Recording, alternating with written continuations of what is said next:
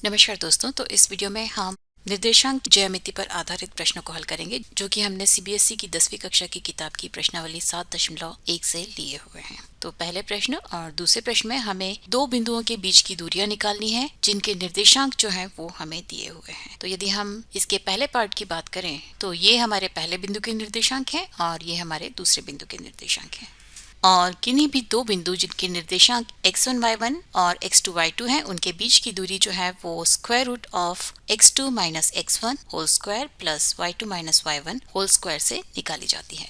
तो यदि हम इन दोनों बिंदुओं की बात करें, हमारे बिंदु हैं 2,3 और 4,1, तो इनके बीच की दूरी जो है वो बराबर होगी square root of x2 minus x1 मतलब 4 minus 2 whole square plus y2 minus y1 मतलब कि 1 माइनस 3 होल स्क्वायर के, या ये बराबर होगी स्क्वायर रूट ऑफ 4 माइनस 2 होता है 2 स्क्वायर प्लस 1 माइनस 3 होता है माइनस 2 यानी कि माइनस 2 का स्क्वायर। तो ये बराबर हो जाएगा स्क्वायर रूट ऑफ 2 दूनी 4 plus minus 2 multiplied by minus 2 आपको मिलेगा 2 दूनी 4 फिर से एक बार, और ये बराबर हो जाएगा स्क्वायर रूट ऑफ 8 के। या इसे आप लिख सकते हैं, तो या तो आप इसे स्क्वायर रूट ऑफ 8 लिख सकते हैं या आप इसे लिख सकते हैं 2 गुना 4 के रूप में। तो ये बराबर हो जाएगा 4 का स्क्वायर रूट होता है 2 और ये रूट 2 जो है वो स्क्वायर रूट के अंदर ऐसे ही रह जाएगा। तो ये बराबर हो जाएगा 2 रूट 2 के। तो ये हुआ पहले प्रश्न में दिए हुए बिंदुओं के बीच की दूरी। अभी हम दूसरे प्रश्न की तरफ चलते हैं और दूसरे प्रश्न में हमारे पास दिए हुए बिंदु हैं -5 7 और -1 3। तो इसमें इन दोनों के बीच की दूरी होगी square root of x2 minus x1 मतलब कि -1 फिर माइनस ऑफ -5 मतलब कि plus 5 whole square plus y2 minus y1 मतलब कि 3 माइनस 7 होल स्क्वायर। तो ये बराबर हो जाएगा स्क्वायर रूट ऑफ 5 में से 1 गया 4 यानी कि 4 का वर्ग प्लस 7 में से 3 गया 4 तो 4 का वर्ग, या इसे आप लिख सकते हैं स्क्वायर रूट ऑफ 2 गुना 4 का वर्ग। तो ये बराबर हो जाएगा स्क्वायर रूट ऑफ 4 का वर्ग गुना स्क्वायर रूट ऑफ 2। इसे आप ऐसे भी लिख सकते हैं। पिछले प्रश्न में हमने दूसरी तरह से लिखा था, यहाँ पर हम दूसरी तरह से लिख रहे हैं। तो इससे क्या होगा कि आपको सब प्रकार से लिखे हुए एक्सप्रेशंस को समझना आसान हो जाएगा। तो स्क्वायर रूट ऑफ 4 स्क्वायर या 4 के वर्ग का वर्गमूल होगा 4 और फिर ये स्क्वायर रूट ऑफ 2 ऐसे ही यहाँ पर आ जाएगा। तो इन दोनों बिंदुओं के बीच की दूरी होगी 4 रूट 2। और तीसरे प्रश्न में दिए हुए बिंदु हैं a b और -a -b। तो इनके बीच की दूरी होगी x2 माइनस x1 मतलब कि -a whole square plus y2 minus y1 या -b ये वाला माइनस ये वाला b होल स्क्वायर। तो ये बराबर हो जाएगा square root of -2a whole square plus -2b whole square. ये बराबर हो जाएगा square root of -2a multiplied by -2a मतलब कि प्लस 4a स्क्वायर और -2b मल्टीप्लाइड बाय -2b हो जाएगा प्लस 4b स्क्वायर। तो ये बराबर हो जाएगा square root of 4 multiplied by a square plus b square, और ये बराबर हो जाएगा 4 का वर्गमूल होता है 2 और फिर स्क्वायर रूट के अंदर हमारे पास बचेगा a square plus b square. तो इन दोनों बिंदुओं के बीच की दूरी हुई 2 square root of a square plus b square. और ये चौथा बिंदु जो है वो वास्तव में दूसरे प्रश्न में दिया था और इसमें भी हमें इन दोनों बिंदुओं के बीच की दूरी निकालनी है। तो इसकी अगर हम बात करें तो इन दोनों बिंदुओं के बीच की दूरी होगी square root of x2 minus x1 मतलब कि 36 minus 0 whole square plus y2 minus y1 मतलब कि 15 माइनस 0 होल स्क्वायर के बराबर, या ये बराबर होगा 36 स्क्वायर प्लस 15 स्क्वायर के बराबर। तो इसे सॉल्व करने के एक्चुअली दो तरीके हैं। पहला तो ये है कि आप 36 का वर्ग लिखिए जो कि होता है 1296 और फिर उसमें 15 के वर्ग यानी कि 225 को आप जोड़ दीजिए। तो ये बराबर हो जाएगा स्क्वायर रूट ऑफ 1521 और फिर आप इसका वर्गमूल निकालिए। तो उसके लिए आपको इसके गुणनखंड करने होंगे और फिर यहाँ पर आंसर लिखना होगा और ये बराबर होगा 39 के। ठीक है। और दूसरा तरीका ये है, ये 15 और 36 जो है दोनों से आप 3 को कॉमन निकाल सकते हैं। तो इसे आप लिख सकते हैं square root of 3 square multiplied bye,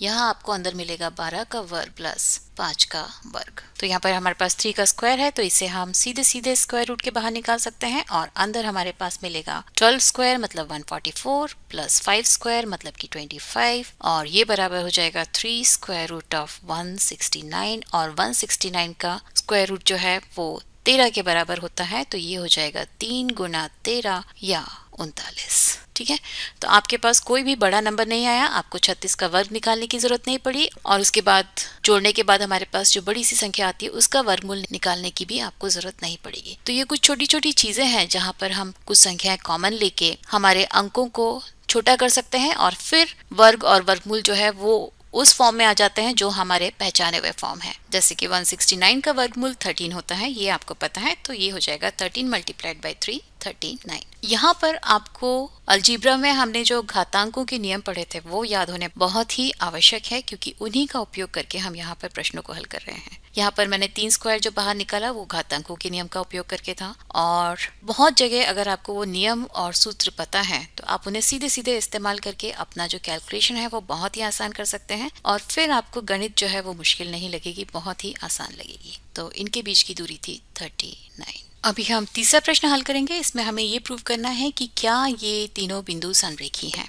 तो अगर ये तीनों बिंदु मान लीजिए कि A, B और C अगर ये समरेखी हैं तो इनकी अगर दो दो करके हम दूरी निकालें, मान लीजिए कि ये x है और ये y है, तो ये दूरी जो है वो इस बिंदु और इस बिंदु के बीच की दूरी के बराबर होनी चाहिए। मतलब कि ये जो है वो x प्लस y के एग्जैक्टली बराबर होनी चाहिए। अगर ऐसा नहीं है तो ये तीनों बिंदु जो है वे समरेखी नहीं होंगे, वे त्रिभुज बनाएंगे। तो इस प्रश्न को आप दो तरह से हल कर सकते हैं। पहला तरीका ये है कि आप दो दो बिंदुओं के बीच की दूरी निकालिए और फिर उन्हें कंपेयर कर लीजिए। एक और तरीका जो है वो है त्रिभुज के क्षेत्रफल का उपयोग करके। तो चूंकि ये पूरी की पूरी प्रश्नावली दो बिंदुओं के बीच की दूरी पर आधारित है, तो हम इस प्रश्न को दो बिंदुओं के बीच की दूरी को निकाल के ही हल करेंगे। तो मान लीजिए हमारा पहला पॉइंट जो है वो है 1 5 और दूसरा पॉइंट जो है वो है 2, 3 और तीसरा पॉइंट जो है वो है -2, -11। तो इसे हम A मान लेते हैं, इसे हम B मान लेते हैं, इसे हम C मान लेते हैं। तो बिंदु A और B के बीच की दूरी होगी square root of x2 minus x1 मतलब कि 2 minus 1 whole square plus y2 minus y1 मतलब कि 3 माइनस 5 होल स्क्वायर। तो ये बराबर हो जाएगा 2 माइनस 1 मतलब कि 1 स्क्वायर प्लस 3 माइनस 5 मतलब कि -2 होल स्क्वायर। तो ये बराबर हो जाएगा स्क्वायर रूट ऑफ 1 प्लस 2 दूनी 4 होता है या स्क्वायर रूट ऑफ 5 के बराबर। और अगर हम बिंदु B और C के बीच की दूरी की बात करें तो ये बराबर होगी square root of -2 x2 minus x1, तो -2 whole square plus y2 minus y1 मतलब कि -11 3 होल स्क्वायर, या ये बराबर होगी square root of -4 whole square या प्लस -14 होल स्क्वायर के बराबर, या ये बराबर होगी स्क्वायर रूट ऑफ 4 चौक 16 प्लस 196 के। 14 का वर्ग जो है वो 196 के बराबर होता है। तो ये आपको मिलेगा स्क्वायर रूट ऑफ 212। ये जो है वो 4 से विभाजित होता है और 4 का वर्गमूल 2 होता है, तो ये हो जाएगा 2 रूट 4 पंचे 20 और 4 तिया 12। सो ये हुआ 2 रूट 53। और अगर हम दूरी AC की बात करें तो ये बराबर होगा square root of x2 minus x1 मतलब कि -2 minus 1 whole square plus y2 minus y1 मतलब -11 5 होल स्क्वायर के, और ये बराबर हो जाएगा स्क्वायर रूट ऑफ -2 माइनस 1 होता है -3, तो -3 स्क्वायर प्लस -11 5 होता है -16, तो -16 होल स्क्वायर के, या ये बराबर हो जाएगा स्क्वायर रूट ऑफ 3 तिया 9 प्लस 16 का वर्ग होता है 256, तो ये बराबर हो जाएगा स्क्वायर रूट ऑफ 265 के। तो यहाँ से आप देख सकते हैं कि AB प्लस BC ये जो है वो बराबर नहीं है AC के, मतलब कि ये तीनों बिंदु जो है वो समरेखी नहीं है। इन्हें यदि हम यहाँ पर चार्ट में ड्रॉ करके देखें, यहाँ पर ये +2 4 6 8 है, ये जो है वो 1 है, ये 3 है, ये 5 है, ये 7 है, और उसी प्रकार से ये -2 है, -4 है, -6 है और -8 है। और यहाँ पर भी ये जो है वो -2 है, -4 है, -6 है, और ये जो है वो -8 होगा। और यहाँ कहीं जाके तो ये जो है वो बिंदु होगा 1 और 5, और ये जो है वो बिंदु होगा 2 और 3, और -2 -11 जो है वो ये -2 है, और ये y एक्सिस पर -2 है, -4 -6, ये कुछ -8 होगा, ये -10 होगा। तो यहाँ जाके कुछ बिंदु मिलेगा आपको जो कि होगा -2 -11।